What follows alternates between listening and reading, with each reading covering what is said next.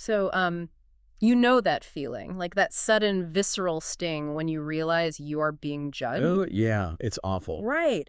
Or even worse, when you are actively rejected or, entirely disowned by someone in your life. It's this universal, heavy, sinking feeling right in the center of your It chest. really And is. you just walk away replaying the conversation on a loop, auditing your own flaws and wondering, like, what did I do wrong? What is fundamentally broken about me? Well, it's an incredibly painful, disorienting experience. And looking at the clinical research we have for today, there's actually a very specific physiological reason it feels so intense. Wait, really? Like a biological Yeah, reason? exactly. Our brains are evolutionarily hardwired to interpret social rejection as a literal physical threat. Wow. Because, I mean, to early humans, being pushed out of the tribe meant isolation, which pretty much almost always meant death. Right, because you can't survive on your own out there. Exactly. So your nervous system responds to a harsh judgment the exact same way it would respond to, like, a predator. You immediately turn inward to figure out how to fix yourself so you can stay in the pack.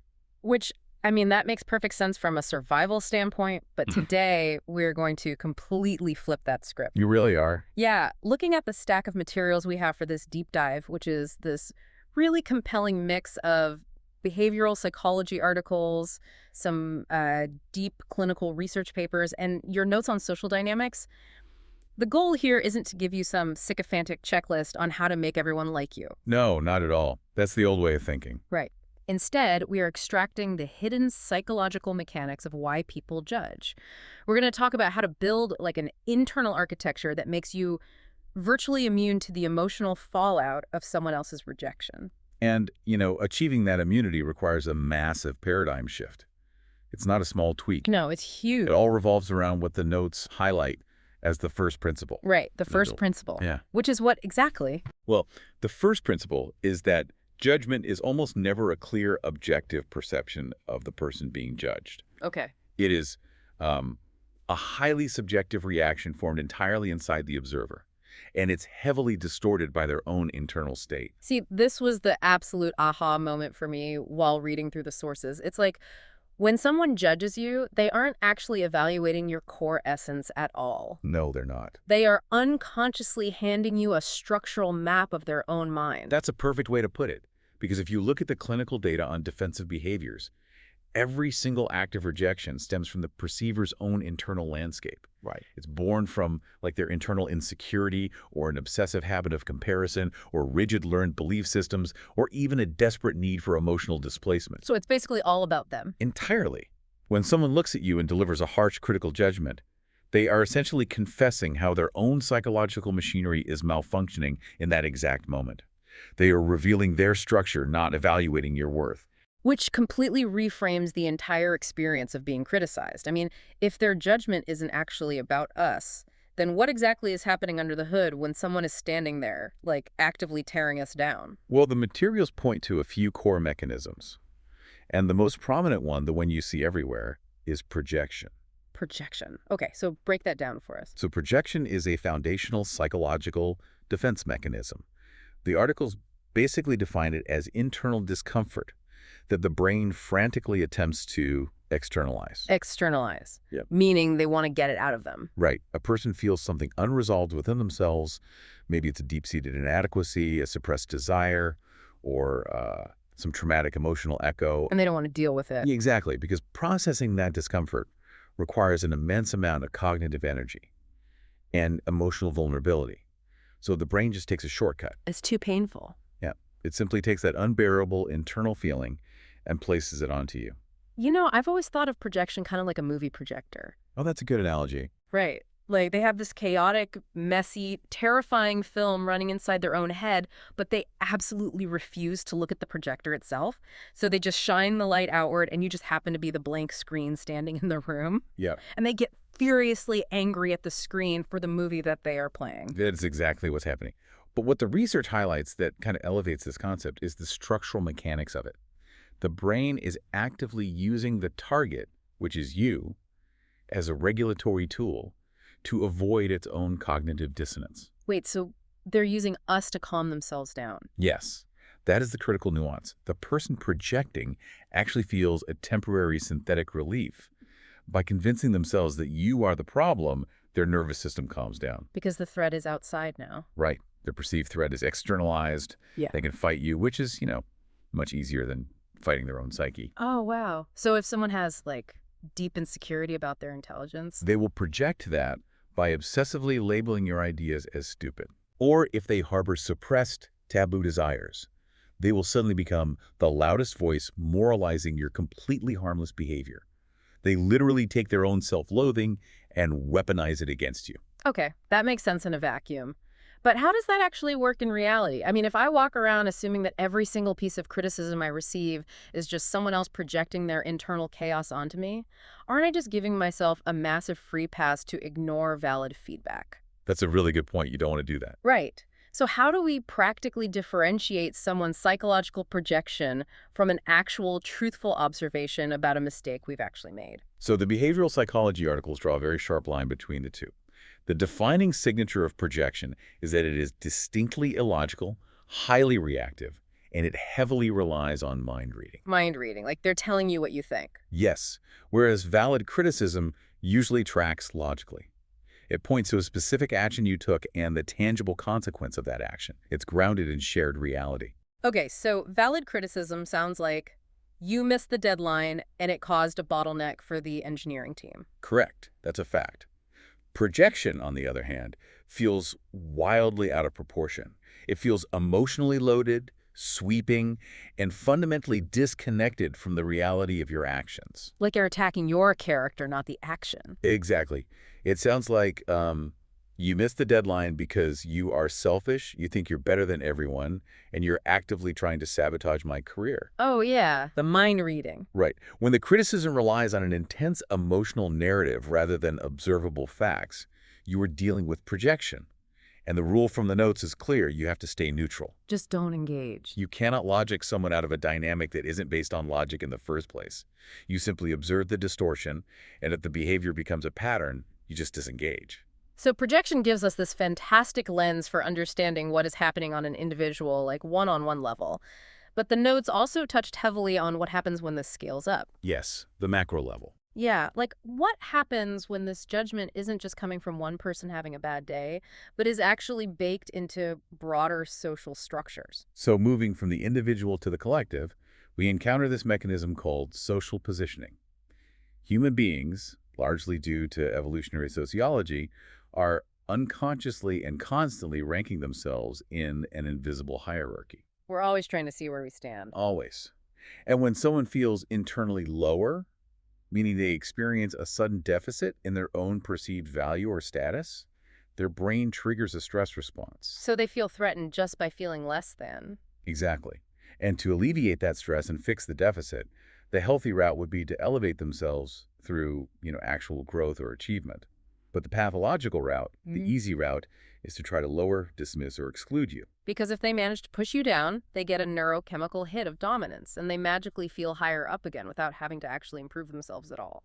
It is a cheap, fast way to restore their internal sense of position. Once again, they are not evaluating your actual character. You are merely being used as a disposable reference point in their internal status game. And the fascinating part of the notes is how this hierarchy game relies heavily on cultural conditioning. Oh, heavily. Like you highlighted a specific phenomenon called the body equals morality illusion. Society creates these totally false, arbitrary equations. Right. We link body size to discipline, or we equate a certain standard of physical appearance with actual virtue or competence or worth. Yeah, these cultural illusions serve as cognitive shortcuts. I mean, it is incredibly difficult and time-consuming to accurately assess someone's true character, their integrity, their resilience. That takes actual work. It takes a lot of work. But it is very easy to look at superficial cultural markers and assign value based on those. People absorb these equations unconsciously from childhood. So they don't even realize they're doing it. Most don't, no. When someone judges you based on these metrics, whether it's your appearance, your income bracket, or your relationship status, they are operating on inherited beliefs. They are essentially running society's outdated software, not expressing an original thought they arrived at through critical thinking. Wow. And looking at the specific notes you highlighted on this, the actionable takeaway here is just vital.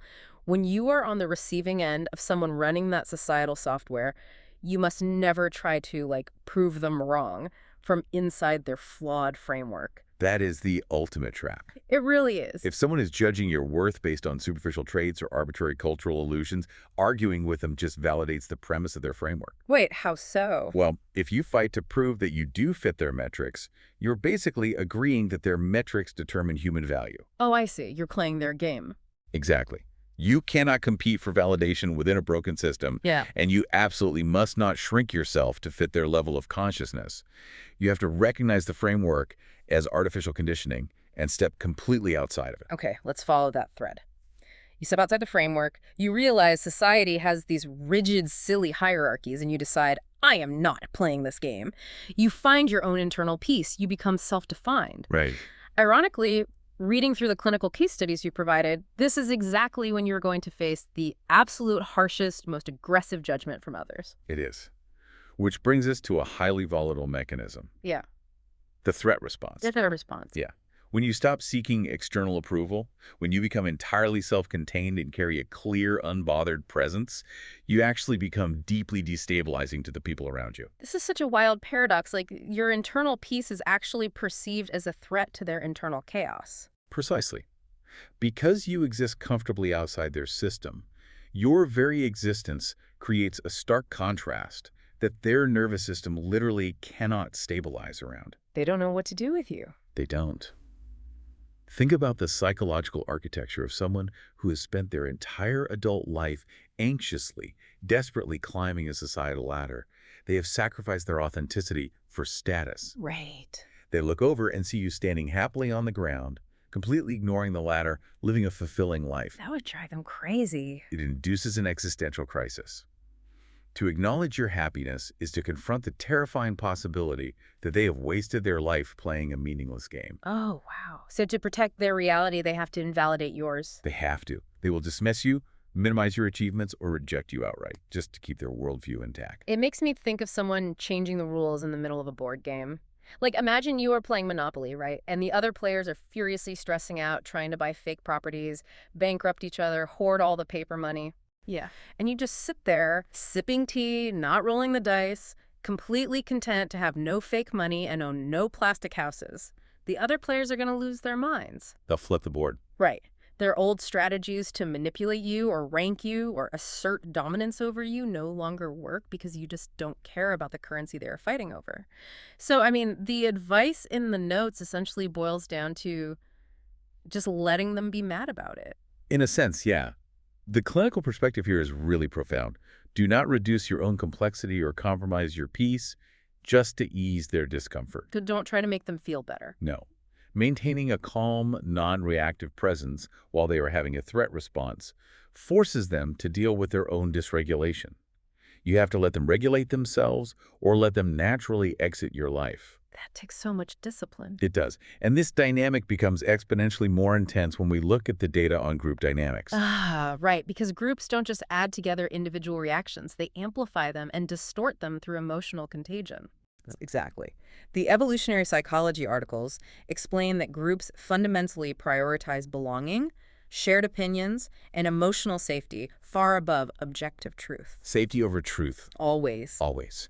If one influential person in a social circle or a workplace panics, perhaps because your self-contained nature threatened their status, their threat response acts like a virus. That spreads. The mirror neurons in the rest of the group fire, and the group will likely follow suit, judging or ostracizing you just to maintain their own safety and alignment within the pack. That is a staggering realization. When a group turns on you, you are actually being judged by 10 independent thinkers who all rationally came to the same conclusion about your character. Not at all. You are interacting with a singular frightened system. The psychic system. Yeah. You're interacting with a mechanism of biological alignment pressure. The group is simply enforcing cohesion to survive an imagined threat. Therefore, seeking validation or fairness from a group in this state is entirely futile. You can't win. You can't. The sources advise shifting your focus entirely. Observe Who within the group possesses the cognitive independence to break from the pack and only invest your energy in aligning with those independent individuals? Now, once you start seeing these invisible mechanisms everywhere, the projection, the status deficit, the emotional contagion of groups, it is so tempting to wield this knowledge like a weapon. Oh, it's very tempting. Right. You meet someone, they are mildly critical, and you immediately think, oh, they're just an insecure projector. Or you decide, well, people from that specific department always judge me. But your notes actually feature a massive warning against doing this. Yes. The sources refer to this cognitive trap as false pattern locking. False pattern locking. The human brain is essentially a prediction machine. It loves to simplify complex environments by creating neat little heuristic rules to save energy and keep us safe. So it categorizes people. Right. But locking onto fixed identity groups, creating a rule that says this entire category of people is toxic, or everyone with this trait projects, is a severe distortion of reality. It essentially means you start doing the exact thing you are trying to protect yourself from. You start judging an entire group's essence rather than just observing individual behavior. Exactly. It clouds your observation, it creates unnecessary societal division, and ultimately, it weakens your own clarity. Judgment and rejection stem from the psychological mechanisms we've discussed, the internal deficits and cognitive dissonances, not from fixed demographic or identity groups. So we have to treat people as individuals. The warning in the text is to rigorously track specific behaviors in specific moments, not broad categories of people. We have to stay precise and avoid the comfort of overgeneralizing. Which requires a lot of discipline, especially when we talk about the absolute most extreme end of judgment being disowned. That's the hardest part. When someone doesn't just casually criticize you, but aggressively distances themselves, excludes you entirely from a family or a social circle, or cuts you off without any explanation.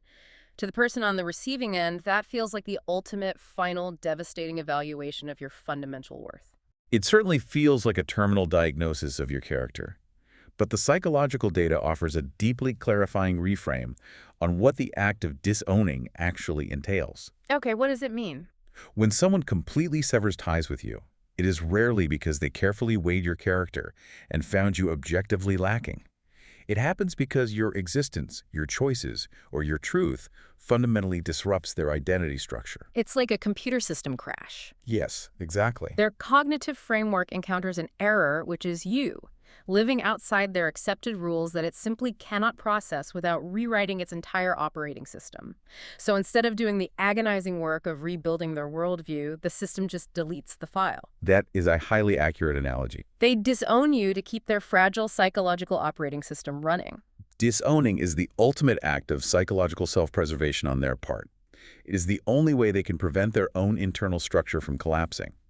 It is tragic, but recognizing it as a structural failure in them, rather than a moral failure in you, is the key to surviving it. Which brings us to the most crucial part of this deep dive. Knowing all of this, understanding the evolutionary roots of groupthink, the neurological relief of projection, the fragility of the threat response, what is the actual game plan? Right. What do we do about it? Yeah. When you are standing there in the physical moment, feeling the cortisol spike because someone is actively judging you, how do you navigate it? Well, the behavioral models outline 3 possible internal responses to this kind of stress. 2 are traps, and 1 is the sustainable path forward. The first trap is collapse. Collapse is when you take the bait. You internalize their judgment. You absorb their psychological distortion as if it were truth, and it leads to a complete loss of your own identity. You become whatever terrible thing they are projecting onto you. Yes, you fold. And the second trap is fight. Okay, fighting back. This is the reactionary urge to aggressively argue, to meticulously dismantle their logic, and to prove them wrong. But doing this just traps you inside their distorted framework. You are exhausting yourself playing a game on a board they designed where the rules are rigged against you. Which leaves the third and only stable position, a concept the notes refer to as clarity. Clarity. Clarity is the conscious choice to observe the mechanism at play without absorbing the distortion. It is remaining mentally grounded while someone else spins out.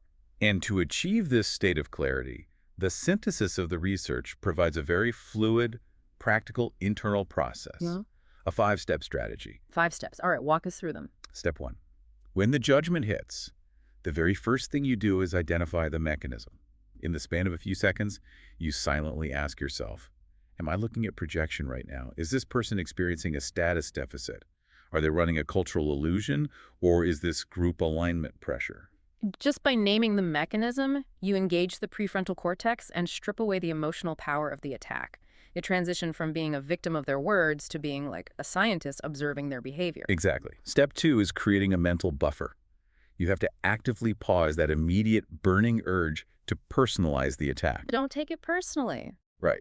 You separate their reaction from your identity. You remember that they are fighting the movie projector, and you just happen to be the screen. Right. And then what's step 3? Step 3 is the most challenging phase of clarity, regulating your response. This means suppressing impulsive reactions, and most importantly, releasing the desperate need to be understood. You cease all attempts at over-explanation. See, this is where I struggle and where I think a lot of empathetic people struggle. It feels deeply unnatural not to explain yourself when someone aggressively misunderstands your intentions. This does feel unnatural. Our instinct is to connect, to say, no, you have this wrong. Let me show you my true heart so we can fix this. Walking away while they hold a false negative view of you feels like failing. Your desire for connection and mutual understanding is a beautiful pro-social trait. However, clarity requires a harsh but necessary realization about cognitive bandwidth. Okay. When someone is in the active grip of projection, or their nervous system is locked in a threat response, they are literally biologically incapable of seeing you accurately. Their brain is not processing new information. It is actively defending a delusion. Trying to thoughtfully explain yourself to someone who is structurally committed to misunderstanding you is futile. It is handing your emotional power over to a broken system and begging it to validate you. Wow. I mean, explaining implies they're acting in good faith, and the very presence of the defense mechanism proves that they aren't. Exactly. Which leads to step 4. Choose your level of engagement. Once you accept that they aren't in good faith and you regulate yourself, you can objectively choose what to do next. So if it's a passing comment, you just ignore it. Yep. And if it's a recurring boundary violation, you calmly state the boundary without justifying it. And if it's a persistent toxic pattern of distortion, you have the data you need to disengage entirely. That makes so much sense. And what's the final step? Step 5 is the internal re-anchoring. After the interaction, you constantly return to your own perception, your own established standards, and your own life direction. You remind yourself of who you are, completely independent of their distorted temporary lens. Exactly. You come back to yourself. It really is a phenomenal, robust system for maintaining your internal stability when the world around you is chaotic. So pulling all of these sources together, what is the ultimate takeaway for you, the listener, who is exploring this deep dive? You cannot stop people from judging you. You really can't. Given human neurobiology and societal conditioning, it is an unavoidable guarantee. But you possess the absolute power to stop their judgment from defining your internal reality. Clarity allows you to see the distortion for what it is. And when that distortion isn't absorbed by you, it has nowhere to land. It completely loses its power. It simply dissolves into the air between you. But before we close the book on this deep dive, there's one final lingering angle to this research that requires some introspection. Okay, what is it? If the first principle is universally true, if every harsh judgment someone makes is actually just a quiet confession about their own internal state, their own deficits, and their own unhealed wounds. Oh man, that turns the mirror around completely. It does. It leaves us with a profound question for you to explore. What do your own harshest, most visceral judgments of other people reveal about what is still unresolved inside of you?